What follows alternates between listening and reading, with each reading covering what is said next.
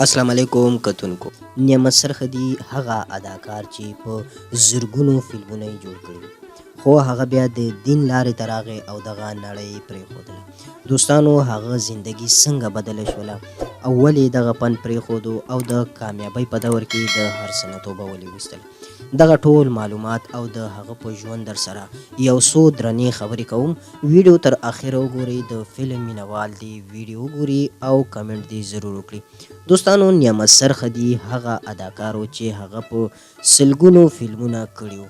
دوستانو د هغه مشهور فلمونه چې د هغې نه هغه خپل شهرت ترلاسه کړی، یعنی یوسف خان، شیروانو، کاپرستان، دستور، جانور، لړم، غوبل، پاگل، کچکول او د هغه اخیری فلم په 2005 کې ملنګې راغلی و چې د هغې نه پس هغه توبه ویستله. نعمت سرخدي د خپل فن شروعات د لاهور سټوډیو نه کړی و چې هغه اولنی فلم یوسف خان شیروانو کې کار شوی و.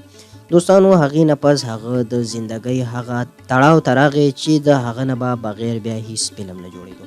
نعمت سرخدي چې څنګه په فلمونو کې یو ظالم او بد اخلاقه انسان راتلو، دغسې هغه په ذاتي زندګۍ کې یو نرم او ډیر ښه انسان دی.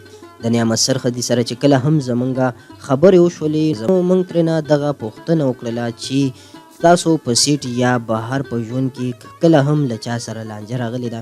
نو اول ترېنه تاسو معذرت کړی دی، چې په دغه باندې نعمت سرخدي وویل چې چپه خوله ښه ده.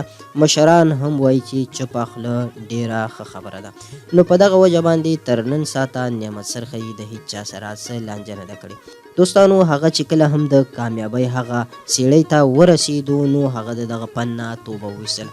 هغه وویل چې ما ډیر زیات کار وکړو او الله تعالی مې ناراضه کړی و.